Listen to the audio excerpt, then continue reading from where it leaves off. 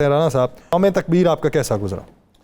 बिस्मिल्लाहिर्रहमानिर्रहीम, वस्सलातु वस्सलामु अलैका या सय्यदी या रसूलल्लाह, अस्सलातु वस्सलामु अलैका या सय्यदी या हबीबल्लाह। बड़ा बेहतरीन यौम तकबीर गुजरा। आज सड़कों पर रश नहीं था, बिल्कुल सड़कें खाली थी, की वजह से, गर्मी की वजह से भी और छुट्टी की वजह से भी। लेकिन आज मैं गया 3-4 दुकानों पे, तो मैंने जाकर उनसे पूछा, मैंने कहा यार आज यौम तकबीर है, रोटी सस्ती मिलेगी? मैंने कहा यार आगे बड़ी सस्ती करती और की सस्ती करी। मैं गोश्त वाले के पास गया, मैंने कहा यार मटन सस्ता मिलेगा?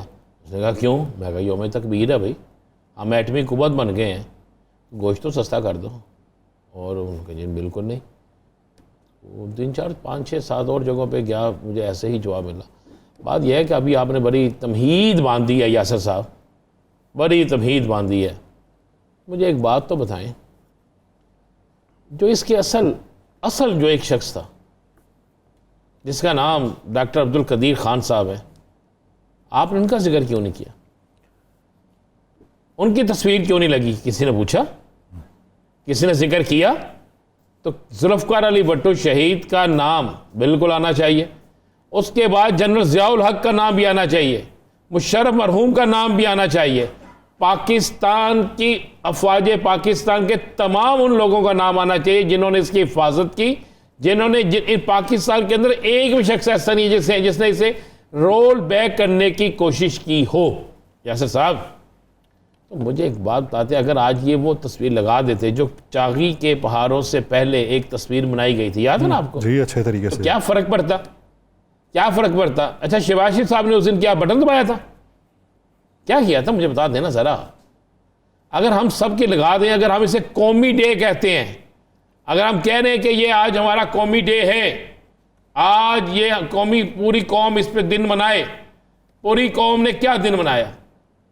हुआ ये कि कराची में शजीन मेमन साहब की प्रेस कॉन्फ्रेंस हुई, मुझे ऐसे लगा जैसे सारी की सारी बानी तहरीक इंसाफ के खिलाफ है। ऐसे लाहौर में जी लगा मुझे ऐसे। नवाजी साहब ने, इसहाक डार साहब ने, शहबाज शरीफ साहब ने और जिन्होंने तकरीर की, मुझे तो आज ऐसे लग रहा था यौम तकबीर ने यौम इमरान खान है, यौम इमरान खान के खिलाफ गुफ्तगू का दिन है। और भाई आप बात करें यौम तकबीर पे कि हम एक एटमी कुव्वत बन गए हैं, हम फलां की आंखों में आंखें डाल के बात करेंगे। अब हम एटमी कुव्वत के साथ साथ आहिस्ता आहिस्ता पाकिस्तान को मुआशी सबसे बड़ी कुव्वत भी बनाएंगे, पाकिस्तान को दुनिया की ऐसी कुव्वत बना देंगे कि दुनिया यहाँ पर इन्वेस्ट करना फख्र समझेगी, यहाँ का हर शख्स खुशहाल होगा, यहाँ पर गरीब को रोटी मिलेगी, गरीब का बच्चा स्कूल जा सकेगा, यहाँ पर नौकरियाँ बिकेंगी नहीं बल्कि मेरिट पर मिलेगी। लेकिन शुरू है, अगर आपकी इजाज़त हो, अगर आप बुरा ना मनाए तो मैं थोड़ी सी तशरीह कर दूँ, आवाम जानना चाहती है, अगर आप बुरा ना मनाए, क्योंकि आपके ताहयार काज के हवाले से मैं कुछ कहना चाहता हूँ। अगर आप मिठाई का डब्बा रखा है बाहर, चले मेहरबानी, मैं आपके, क्योंकि आज आप खुश भरे हैं ना, और आज आपने लड्डू भी बांटे होंगे, लाजमी बात है, तो मैं आपकी इजाज़त से मैं कह रहा हूँ ना, बुरा मना जाते हैं ना, क्योंकि वापसी मैंने किस टाइम आपके साथ जाना होता तो आप छोड़ ही ना जाएँ। इशारे पे रोक दूंगा। इशारे से ना रोकना, ताड़ी मेहरबानी, प्लेट वही था जी मेहरबानी जी। लेकिन इससे पहले राना साहब, मुझे वो 13 अप्रैल 2012 याद है, जब डॉक्टर अब्दुल कदीर खान साहब ने एक शेर लिखा था। उन्होंने कहा कि गुज़र तो खैर गई है तो तेरी हयात कदीर, सितम ज़रीफ़ मगर कूफियों में गुजरी है। ये डॉक्टर अब्दुल कदीर खान का अपना लिखा हुआ शेर।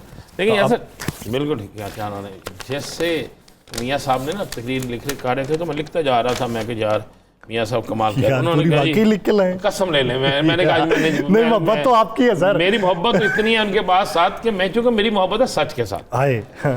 उन्होंने कहा जी हमने अपने पाँव पे खुद कुल्हाड़ी मारी, ये मियाँ साहब ने अल्फाज के। तो बंदा पूछे वो कुल्हाड़ी करी इमरान खान ने मरवाई, वो कुल्हाड़ी करी जैसे साकब निसार ने मरवाई, वो कुल्हाड़ी कौन सी किसी जनरल साहब ने मरवाई जो आपने नाम लिए, एक ले लिया नाम, उसमें उन्होंने कहा 1990 में अगर हम हुकूमत हमारी को ना गिराया गया होता, 1990 में इनकी हुकूमत किसने गिराई थी? इमरान खान ने, पीपल्स पार्टी थी। यार बोले तो सही। मेरी याददाश्त कमजोर, आपकी याददाश्त अक्सर कमजोर रहती है। बात यह है कि मियाँ साहब बिल्कुल आप दुरुस्त कह रहे हैं, हुकूमतें नहीं गिराना चाहिए थी, बिल्कुल आप दुरुस्त कह रहे हैं, लेकिन मैं कुछ एक सवाल है मेरे आपके आगे, और ये किसी तौहीन में नहीं आएंगे, ये किसी कानून के उस जुमरे में नहीं आएंगे जिसमें आप कह सके मैं गलत कह रहा हूँ। ये तो आप कहते हैं कि नहीं, चले वो कहते हैं, मैं उसके लिए मुख्तियार हूँ। मोहम्मद खान जतोई की हुकूमत आपके दोस्त थे, वो किसने गिराई थी? जुनेजो साहब। हाँ जी, जुनेजो साहब, जतोई सॉरी, मोहम्मद खान जुनेजो साहब की। फिर आप जरा बता दें मियाँ साहब, बेनज़ीर की 2 दफ़ा, बेनज़ीर शहीद की 2 दफ़ा हुकूमत किसने गिराई थी? फिर जरा आप ये भी बता दीजिए, मेमो गेट, फिर आप काला कोट पहनकर किसके खिलाफ गए थे? किस वजीर आजम को आपने घर भेजा था? मियाँ साहब जरा मुआवजा कीजिए, आप कितनी दफा गए और आपने कितनी दफा लोगों को घर भेजा, जरा ये तो मुआवजा कीजिए ना, ये तो देखिए। फिर आप ये भी बता दें। बिल्कुल, मैं जिस तरह पहले दिन से कहता हूं 9 मई के मुजरमों को नहीं माफ करना चाहिए, उस वक्त तो बानी तहरीक इंसाफ जो है वो आपके खिलाफ साजिश नहीं कर रहा था, उस वक्त तो कोई जज आपके खिलाफ साजिश नहीं कर रहा था, उस वक्त तो किसी भी जज ने आपका केस किसी अदालत में नहीं लगाया था। दूसरा मियाँ साहब ये भी बताइए कि आप कितनी दफा आपको फारिग किया गया और आपने कितनी दफा किया? अगर मुआवजे में आप ज्यादा निकल आते हैं तो फिर मुजरम कौन है? फिर मुजरम कौन है? फिर वो कौन है? मैं बताता हूं।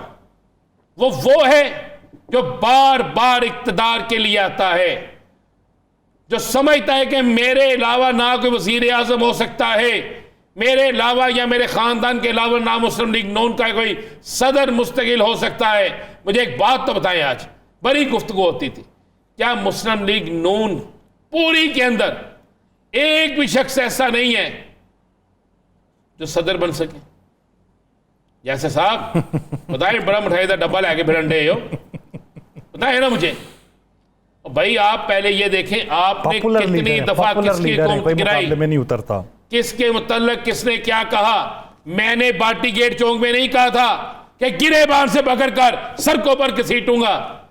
ये जनाब जिन्होंने कहा था, ये वो जवाब दें कि इन्होंने किसकी हुकूमत गिराई थी, कौन किसके इस्तकबाल के लिए नहीं जाता था, मुल्क के वसीतर मफाद में। और यार क्या वसीतर मफाद? मुंह जब आपकी बारी है, मुल्क के वसीतर मफाद, मुल्क का वसीतर मफाद तो फिर ये है कि सारे इकट्ठे हो जाओ, इस मुल्क के लिए सोचो। मुल्क का वसीतर मफाद तो फिर ये है। इतने सालों से आपको 28 तारीख याद नहीं आई, फिर मैं आपको बार बार पूछता हूं, कल भी आप टाल गए थे मुझे, परसों भी आप, जब आपसे बात पूछता हूं आप टाल। क्या मुल्क का वसीतर मफाद है? क्या IMF आपका बजट बना रही है? ये है हमारी औकात, ये है हमारी अहमियत। हम लोगों को तल्ले मिनते कर रहे हैं कि खुदा का वास्ता, खुदा का वास्ता, खुदा का वास्ता जनाब ऐसा कर ले, खुदा का वास्ता ऐसा कर ले। ये है हम, यहां पे हम खड़े हैं, ये हमारी टोटल चीजें। पाकिस्तान की सियासत में आज आप एक चीज को मान लें कि आज के दिन यह साबित हो गया है कि वो जेल में बैठा शख्स इन सबसे तगड़ा है। वो तो हम उनका नाम लेने पर पाबंदी लगा रखी है, तो सब तकरीरें ही उसी पे करते हैं। वो शर्जील मेमन साहब ने भी कहा ना कि जेल में बैठा हुआ शख्स हुकूमतें बना रहा है, टिकटें बांट रहा है। वो तो जान का हार फिर है, फिर एक हार जान जाके उसे रामकरण कि अगर वो जेल में भी इतना मजबूत है तो बाहर आके तुम लोग समझाओ कि वो क्या करेगा। पाकिस्तान के अंदर अगर हमने आने वाले वक्त में कुछ देखना है, अगर हमने पाकिस्तान को बेहतरी के रास्ते पे लेकर जाना है, अगर हम समझते हैं कि पाकिस्तान आगे बढ़े, तो फिर उसके लिए मियाँ साहब आपको अपनी पहली तकरीर याद करना होगी, जो तकरीर आपने मीनारे पाकिस्तान पे की थी, जिसमें आपने कहा था भूल गया मैं सारा कुछ, अब हम मिलकर आगे चलेंगे। मियाँ साहब अभी तो 1 साल नहीं हुआ। तो मियाँ साहब ने तो आज कहा है ना, इस कौम की याददाश्त बहुत कमज़ोर है, तो इसलिए वो भी इसी कौम के नुमाइंदा हैं, तो उनकी भी अल्लाह भला करे, अल्लाह भला करे। अच्छा, वो 104 का डॉलर का बार है, 4 रुपए की रोटी का बोरी है, 10 रुपए किलो सब्जी का बोरी। अब तो मियाँ साहब है ना, अब तो रास्ते में रुकावट कोई नहीं, बंदा जेल में है, ठीक है, जरदारी साहब ऊपर है, नीचे ये है, और उससे नीचे अवाम है जिसको ये दर रगड़ा लगाते जा रहे हैं। पीस दियो अवाम नो, रगड़ के रख दियो इन्होंने, छड़ना ना, बच्चे कोई ना।